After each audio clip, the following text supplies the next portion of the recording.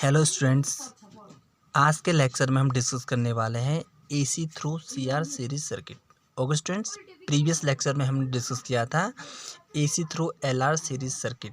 तो previous lecture की तरह ही यहाँ पे भी हमें क्या करना है स्टूडेंट्स, 3 पॉइंट्स को स्टडी करना है।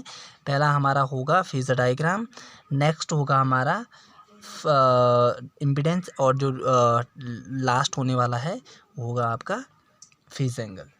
तो पहले हम डिस्कस करते हैं फेजर डायग्राम। तो स्टूडेंट्स, फेजर डायग्राम के लिए हमें पहले ये देखना होगा कि जो हमारा कैपेसिटर रजिस्टर सर्किट होता है उसमें जो अल्टरनेटिंग करंट और जो अल्टरनेटिंग ईएमएफ है वो कैसे, उनका जो फेज रिलेशनशिप होता है वो कैसे होता है। तो पहले हम रजिस्टर के लिए, तो हमें पता है कि रजिस्टर के लिए क्या होता है, वो सेम फेज में होते हैं। तो कैपेसिटर के लिए हमें समझना पड़ेगा कि जो हमारा अल्टरनेटिंग करंट और अल्टरनेटिंग ईएमएफ होता है उनमें जो फेजर रिलेशनशिप होता है वो कैसा होता है। तो ये हम जानते हैं ऑलरेडी स्टूडेंट कि जो आपका कैपेसिटिव सर्किट होता है उसमें हमारा जो क्या होता है, करंट होता है वो ईएमएफ से क्या करता है, लीड करता है। तो स्टूडेंट्स, इसके लिए हम आपको एक फॉर्मूला यहाँ पे नोट करा रहे हैं जिससे आप इसको इजीली याद कर सकते हैं। तो वो जो फॉर्मूला होगा स्टूडेंट वो होगा आपका Ellie the iceman. Okay students, आपको ये फॉर्मूला लर्न करना है, इससे आप इजीली क्या कर सकते हैं, इसको याद रख सकते हैं कि जो हमारा इंडक्टर सर्किट होता है उसमें कौन लीड करता है और जो कैपेसिटिव सर्किट होता है उसमें कौन लीड करता है। तो देख लो आप, जो इंडक्टर सर्किट के लिए कौन लीड कर रहा है, क्योंकि इसमें देख लो ई आगे है तो यानी कि आपका ईएमएफ लीड कर रहा है। और जो कैपेसिटर वाला सर्किट है उसमें देख लो आप स्टूडेंट्स, आई आगे है तो कौन लीड कर रहा है, तो उसमें आपका करंट लीड कर रहा है, किससे, ईएमएफ से। ओके स्टूडेंट्स, और ये हमें पहले से पता है कि जो उनमें लीड के लिए जो एंगल होता है वो कितने डिग्री का होता है, 90 डिग्री। तो हम सबसे पहले डिस्कस करने वाले हैं इसके फेजर डायग्राम के बारे में। तो देख लो स्टूडेंट्स, यहाँ पे फेजर डायग्राम बनाने के लिए हम एक्स एक्सिस वाई एक्सिस सबसे पहले यहाँ पे ड्रॉ करेंगे। तो ये हमारे पास हो जाएंगे एक्स एक्सिस, ये आपका ओरिजिन हो गया, ये आपका वाई हो गया। एक्स एक्सिस में हम सबसे पहले लेते हैं करंट को। ओके स्टूडेंट, यहाँ पे हमें पता है कि जो हमारा ईएमएफ होगा वो क्या होता है, लैग करता है, तो इसलिए हमें यहाँ पे नेगेटिव वाई एक्सिस भी ड्रॉ करना पड़ेगा। ओके स्टूडेंट्स, वैसे हमें यहाँ इसकी कोई आवश्यकता नहीं है। तो स्टूडेंट्स, आप यहाँ पे देखोगे कि जो सबसे पहले हम रजिस्टर के लिए देखते हैं। तो रजिस्टर के लिए हमें पता है कि जो हमारा ईएमएफ होता है वो सेम फेज में होता है, जिसको हम रिप्रेजेंट करते हैं वीआर से। और जो आपका कैपेसिटर होता है उसके लिए हमें पता है कि जो हमारा ईएमएफ होता है वो लैग करता है 90 डिग्री, इसीलिए हमें इसके पीछे बनाना पड़ेगा इसको। तो ये हो जाएगा आपका वी सी। ओके स्टूडेंट, और ये इसके बिटवीन जो एंगल होगा वो जाएगा π/2। फिर देख लो, हमें रिजल्टेंट फाइंड करने के लिए यहाँ पे रेक्टेंगल ड्रॉ करना पड़ेगा। यहाँ पे रेक्टेंगल ड्रॉ किया, इसकी डायगोनल हो गई जो रिप्रेजेंट करेगी इसके रिजल्टेंट को दिखाएंगे कैपिटल इसी। तो ये हमारा हो जाएगा फेजर डायग्राम। ओके स्टूडेंट, फिर आप देख लो यहाँ पे अगर हमें फाइंड करना है इसका रिजल्टेंट, तो रिजल्टेंट के लिए हमें क्या करना पड़ेगा कि जो हमने ट्राइंगल दे रखा है, ट्राइंगल ओ, इसका नाम दिया हमने ए, और ये हो जाएगा आपका बी। तो यहाँ पे हमें पाइथागोरस थ्योरम यूज़ करनी पड़ेगी। ओके स्टूडेंट, तो हम यहाँ स्टार्ट कर सकते हैं बाय यूजिंग पाइथागोरस थ्योरम।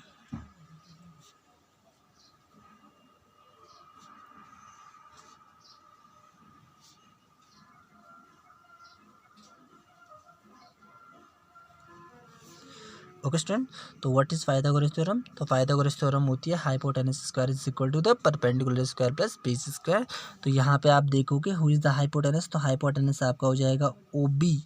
तो O B square is equal to the O A square plus A B square, O A square plus O B square. Okay student, what is ओ ए।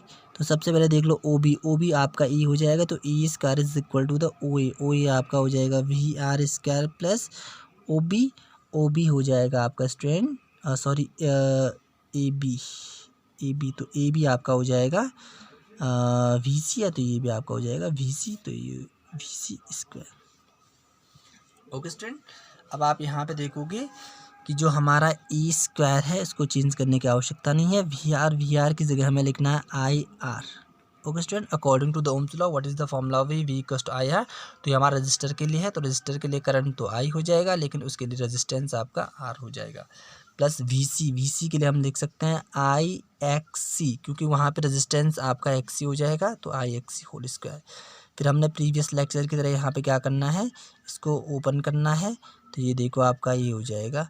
फिर हम क्या करते हैं, यहाँ पे दोनों में आई स्क्वायर को कॉमन लेते हैं। आई स्क्वायर कॉमन आएगा तो आपका हो जाएगा I square R square plus X C square. Okay student, यहाँ पे आप देखोगे ये हमने क्या किया, स्क्वायर यहाँ से रिमूव किया, यहाँ स्क्वायर रूट आ जाएगा तो I square R square plus X C square. Okay student, I square को फिर से आउटसाइड लाएंगे तो हो जाएगा आपका R square plus X C square. Now student we know that E upon I is equal to the Z, तो Z is equal to the square root of R square plus X C square is equal to the R square हमने student वैसे लिख दिया और x सी को हम लिख सकते हैं 1/ओमेगा सी होल स्क्वायर। तो स्टूडेंट्स ये हमारे पास इम्पिडेंस का फॉर्मूला आ गया। तो इसके 2 स्टेप्स हमने कंप्लीट कर लिए। अभी देखो स्टूडेंट जो हमें थर्ड स्टेप देखना है वो होता है आपका फेज एंगल। फेज एंगल हमने पहले भी डिस्कस किया हुआ है। फेज एंगल जो हमारा अल्टरनेटिंग करंट और अल्टरनेटिंग ईएमएफ होता है उसके बिटवीन एंगल होता है, और उसको फाइंड करने के लिए उसका फॉर्मूला निकालने के लिए हमें देखना पड़ेगा अल्टरनेटिंग ईएमएफ। ये हमारे पास अल्टरनेटिंग ईएमएफ हो गया और ये हमारे पास करंट हो गया। ये वाली जो हमारे पास कौन सी एक्सिस है, ये वाली आपकी आई एक्सिस एक्स एक्सिस हो गया।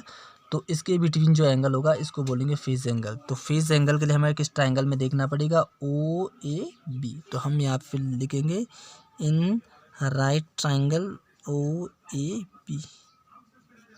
ओके स्टूडेंट, यहाँ पे आप देखोगे कि हमारे पास कौन कौन सी साइड गिवन है। तो हमारे पास साइड गिवन है आपका, एक तो हो जाएगा आपका परपेंडिकुलर और एक हो जाएगा बेस। तो परपेंडिकुलर और बेस आता है आपका 10 में, तो 10 phi is equal to the perpendicular. तो who is the perpendicular, perpendicular is V C, और जो बेस हो जाएगा वो जाएगा हमारा वी आर।